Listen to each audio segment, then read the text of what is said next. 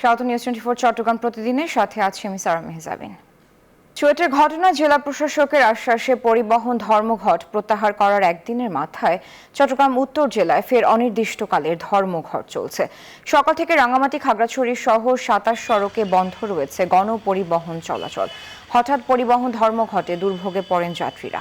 Bus minibus শ্রমিক ফেডারেশনের নেতারা বলছেন ৪ পরিবহন শ্রমিককে গ্রেফতারের প্রতিবাদ এবং মামলা প্রত্যাহারের দাবিতে অনির্দিষ্টকালের এই ধর্মঘটের ডাক দেয় আঞ্চলিক বাস মিনিবাস শ্রমিক ফেডারেশন।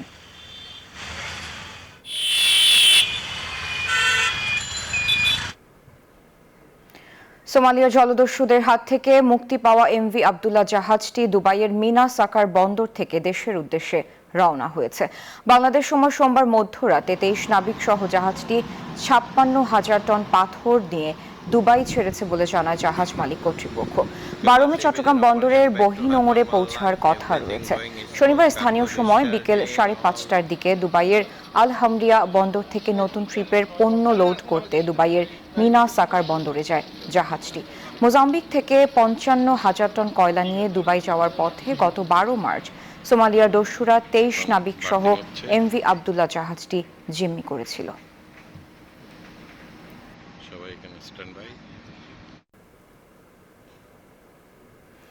সুশৃঙ্খলভাবে সাংগঠনিক দক্ষতা বাড়িয়ে দলীয় সিদ্ধান্ত মোতাবেক দেশি বিদেশি ষড়যন্ত্র ও অপশক্তির বিরুদ্ধে সকলকে ঐক্যবদ্ধ থাকার আহ্বান জানিয়েছেন চট্টগ্রাম মহানগর আওয়ামী লীগের সভাপতি মাহতাব উদ্দিন চৌধুরী। সকালে নগরীর একটি কনভেনশন সেন্টারে অনুষ্ঠিত মহানগর আওয়ামী লীগের আওতাধীন ২৫ নম্বর রামপুরা ওয়ার্ড আওয়ামী লীগের বর্ধিত সভায় প্রধান অতিথির বক্তব্যে কথা বলেন তিনি। ওয়ার্ড আওয়ামী লীগের ভারপ্রাপ্ত আহ্বায়ক আব্দুস সবুর লিটনের সভাপতিত্বে বর্ধিত সভায় আরও বক্তব্য রাখেন মহানগর আওয়ামী লীগের সাধারণ সম্পাদক আজম নাসির উদ্দিন, সহ সভাপতি নঈমুদ্দিন চৌধুরী, আলতাফ হোসেন চৌধুরী বাচ্চু সহ আরও অনেকে।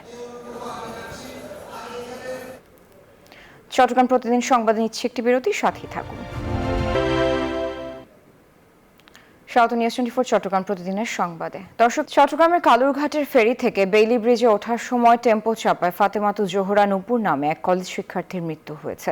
সোমবার ফেরিঘাটের পূর্ব পাড়ে দুর্ঘটনা ঘটে। জানা যায় একটি টেম্পো ফেরি থেকে বেইলি ব্রিজ দিয়ে পাড়ে ওঠার সময় হঠাৎ পেছন দিকে যেতে থাকে। এ সময় পেছনে থাকা মেয়েটি গাড়ির চাপে ব্রিজের সাথে লেগে গুরুতর আহত হয়। পরে তাকে দ্রুত হাসপাতালে নিলে চিকিৎসক মৃত ঘোষণা করেন। ঘটনার পর মঙ্গলবার সকাল থেকে যাত্রী, পথচারী সহ সকল পরিবহন ফেরিতে ওঠানামার সতর্কবার্তা জারি করেছে সড়ক ও জনপথ বিভাগ। কক্সবাজার ঈদগাঁওয়ে বাস ও মাইক্রোবাসের মুখোমুখি সংঘর্ষে নিহতের সংখ্যা বেড়ে দাঁড়িয়েছে ৬ জনে। এ ঘটনায় আহত হয়েছেন আরও ১২ জন।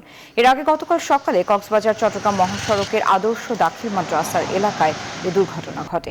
কক্সবাজারের একটি চক্ষু হাসপাতালে চিকিৎসা শেষ করে মাইক্রোবাসে করে বাঁশখালী ফিরে যাওয়ার সময় দুর্ঘটনার শিকার হন।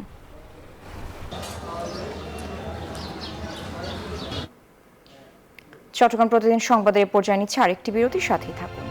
স্বাগত আরব নিউজ 24 চট্টগ্রাম প্রতিদিন সংবাদে।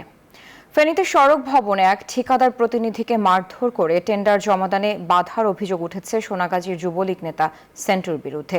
সকাল 11:30টার দিকে সেতু ভবনের গ্যারেজে ঘটনা ঘটে। ঘটনার সময় টিপু সহ আরও অজ্ঞাত ৩০ থেকে ৩৫ জন উপস্থিত ছিল।